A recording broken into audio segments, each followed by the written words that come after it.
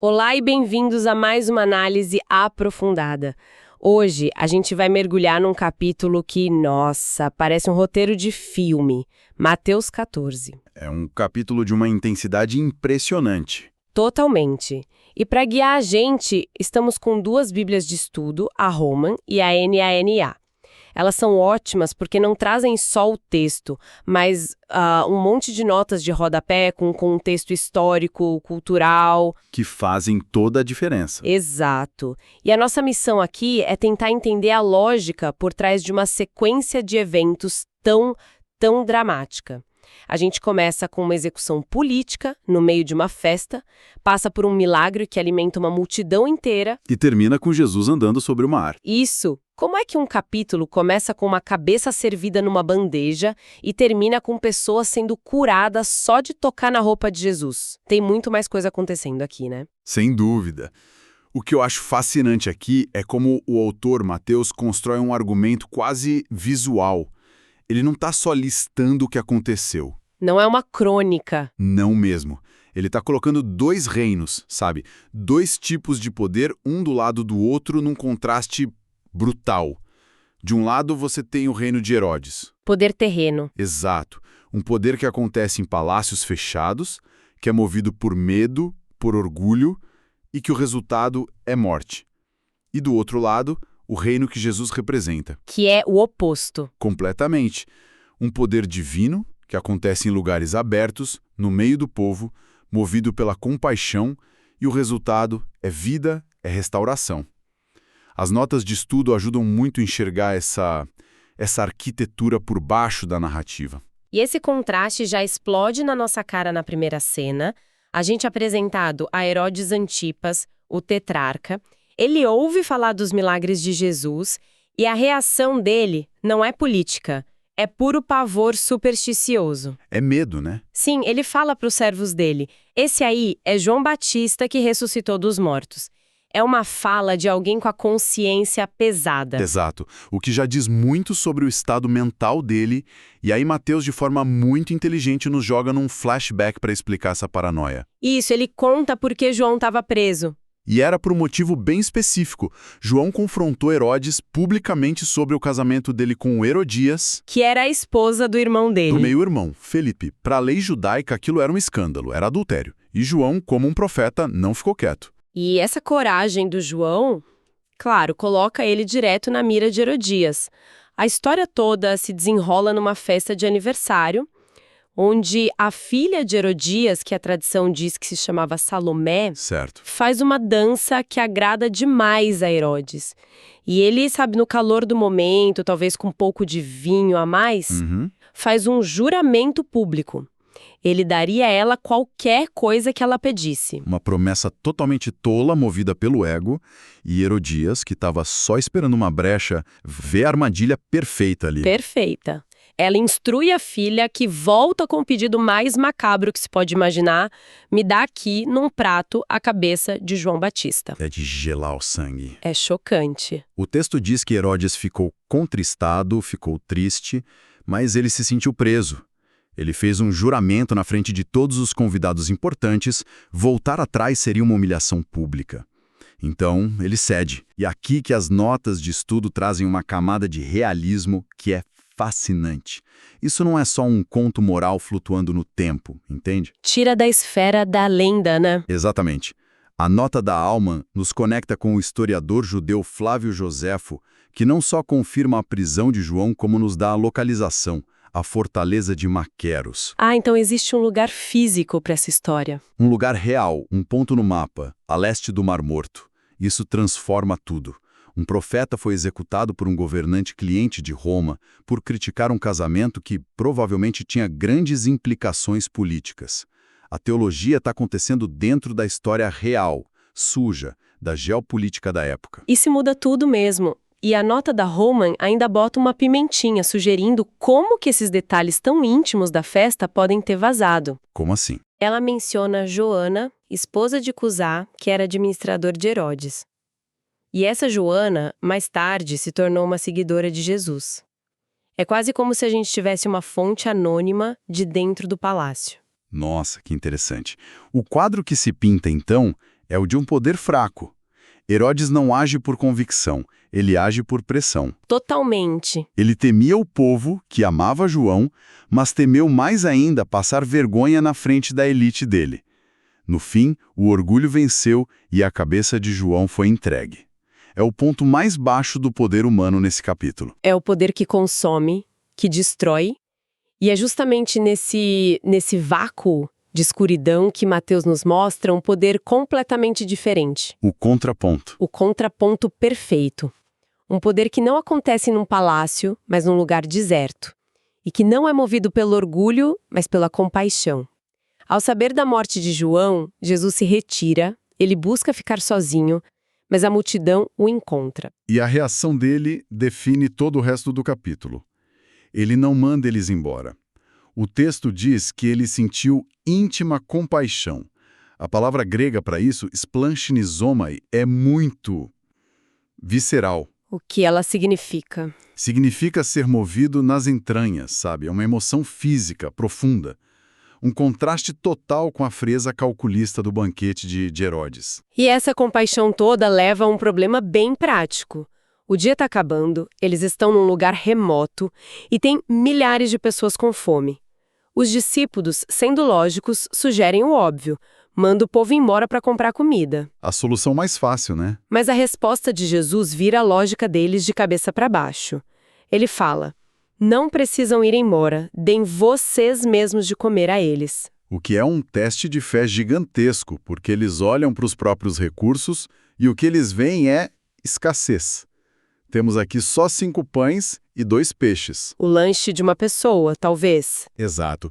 A resposta deles é baseada na realidade visível, na matemática da insuficiência. Mas Jesus opera com outra matemática. Ele pega aquela oferta que parece insignificante e o texto descreve 4 ações muito específicas. Ele ergue os olhos ao céu, abençoa, parte e entrega os pães. E aí, o milagre acontece. 5.000 homens. E o texto faz questão de dizer, além de mulheres e crianças, todos comem até ficarem satisfeitos. E as notas aqui são cruciais para a gente entender a profundidade disso. Primeiro, a escala. A nota da Holman faz a conta. Se você incluir mulheres e crianças, o número total poderia chegar a 15.000 pessoas. 15.000? Nossa! O que torna o milagre ainda mais estarrecedor e segundo a ação de Jesus. A nota da ANIA explica que o gesto de erguer os olhos e abençoar é uma beracá, uma bênção judaica tradicional sobre o pão. Jesus não está agindo como um mágico, sabe? Não é um truque. Não. Ele está agindo em total dependência e comunhão com Deus Pai. E depois de toda essa abundância, ainda tem as sobras. 12 cestos cheios. Esse número, 12, parece tão intencional. As notas dão alguma pista. Minha primeira ideia vai para os 12 apóstolos, mas parece maior que isso. Sua inclinação está certa, mas é parte de um quadro maior, sim. Ambas as Bíblias exploram isso. O número 12 ecoa as 12 tribos de Israel. Ah, claro. A mensagem simbólica é poderosa. A provisão de Deus através do Messias é superabundante. E é para todo o povo de Deus. E tem a ver com os 12 apóstolos também, claro. Mostrando que, quando eles servem como canais do poder de Jesus, o resultado é um excesso de graça. Uau! A nota da Holman ainda lembra de um milagre parecido, só que menor, do profeta Eliseu no Antigo Testamento. É Mateus dizendo, olha, Jesus é como os grandes profetas, mas ele os supera infinitamente. Do banquete da morte de Herodes, onde um homem morre, para o banquete da vida de Jesus, onde milhares são alimentados. O contraste é impressionante. Mas o capítulo não para, ele acelera de novo. Imediatamente depois. Isso. Jesus insiste que os discípulos entrem no barco e atravessem o mar, enquanto ele fica para se despedir da multidão e finalmente orar sozinho. Sabe, o que sempre me impressiona nessa cena não é só o poder de Jesus, mas a solidão dele antes disso. Ele acabou de saber que seu primo, seu precursor, foi assassinado brutalmente. Ele estava de luto. Exato. Ele tenta ficar sozinho, mas é seguido. Ele serve, cura, alimenta por horas. Agora, finalmente, ele busca esse momento com o Pai. Isso mostra a pressão implacável que ele vivia. Enquanto ele está lá, em oração, o caos do mundo, literalmente uma tempestade, vai atrás dos amigos dele. É verdade. Enquanto Jesus está no monte, os discípulos estão no meio do mar da Galileia e o barco está sendo açoitado pelas ondas porque o vento era contrário. E no momento mais escuro, na quarta vigília da noite, eles veem uma figura vindo na direção deles, andando sobre a água. O pânico deve ter sido total. Puro pânico. Eles gritam, é um fantasma. E a nota da Nath ajuda a gente a sentir o drama, explicando que a quarta vigília era entre 3 e 6 da manhã. A madrugada mesmo. É o ponto mais frio, mais escuro da noite. O corpo e a mente já estão exaustos. O medo deles é totalmente compreensível. E é nesse momento de terror que Jesus faz uma das declarações mais importantes de todo o Evangelho. Ele diz, coragem, sou eu, não tenham medo. Espera aí. Essa frase, sou eu, parece tão simples, quase casual, mas lendo as notas eu entendi que tem um peso gigantesco aí. A nota da Holman destaca que a expressão grega ego, eimi, Eu sou M. é É a mesma usada na tradução grega do Antigo Testamento para o nome que Deus revela a Moisés na sarça ardente. Eu sou. isso. Isso muda completamente o tom da cena. Muda tudo. Ele não está só dizendo, ei pessoal, sou eu, Jesus. Ele está se identificando com o próprio Deus da criação, o eu sou de Êxodo 3.14. Na mentalidade judaica, o mar agitado era um símbolo do caos, das forças do mal. Do descontrole. Exato. Ao andar sobre o mar, Jesus está declarando visualmente sua soberania divina sobre todo o caos do universo. Ele não está só acalmando uma tempestade, ele está domando o próprio caos. E Pedro, sendo Pedro, né? Impulsivo, cheio de uma fé audaciosa, resolve levar essa declaração às últimas consequências. Senhor, se és tu, manda-me ir ao teu encontro por sobre as águas. Que ousadia! E Jesus responde com uma palavra: vem. E por um momento, o impossível acontece. Pedro anda sobre a água. Mas aí, ele olha para o lado, sente o vento e o medo toma conta. Ele começa a afundar. É a imagem perfeita da dinâmica da fé. Enquanto o foco de Pedro está em Jesus, que é a fonte do poder, ele participa desse poder.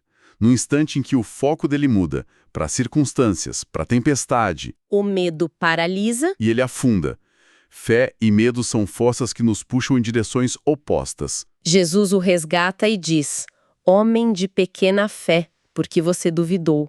Sabe, é fácil a gente julgar o Pedro, mas a reação dele parece tão humana. Quem não olharia para o lado? A repreensão de Jesus parece um pouco dura. Ou tem algo mais aí? É uma ótima observação.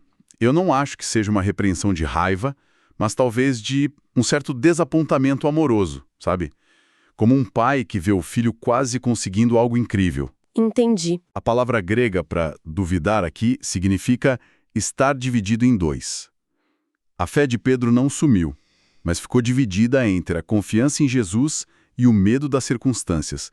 Jesus está perguntando, por que você deixou sua mente se dividir? Você estava quase lá. Faz sentido. E o resultado final é o que importa. Quando eles entram no barco, o vento para. E a reação dos outros discípulos é o clímax teológico do capítulo. Eles o adoram e confessam, verdadeiramente o Senhor é o Filho de Deus. Essa confissão parece diferente, mais forte. Muito mais forte.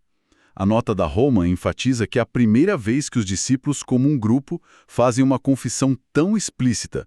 Depois de verem o poder deles sobre a comida, a matéria e agora sobre as forças da natureza. A ficha caiu. A ficha finalmente caiu.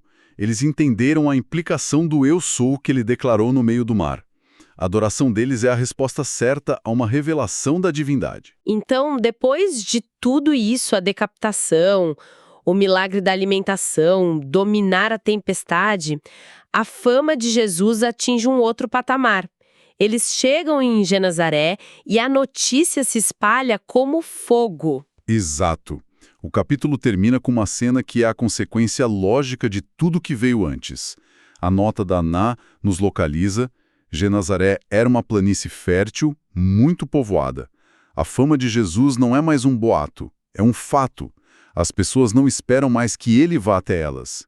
Elas correm trazendo todos os seus doentes. E o método de cura aqui é o que me chama a atenção. Não tem grandes discursos, grandes ações.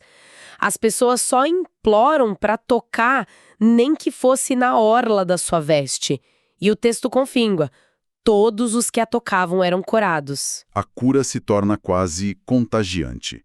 O poder que acalmou o mar agora flui tão abundantemente que um simples toque de fé é o suficiente. É como a história da mulher com hemorragia, mas em massa. Exatamente, mas agora em escala de massa. É o clímax da demonstração de poder compassivo do capítulo. O reino de Herodes, no palácio, produz uma morte. O reino de Jesus, ao ar livre, produz tanta vida que ela transborda por suas roupas. Uau! Então, juntando as peças, o que tudo isso significa?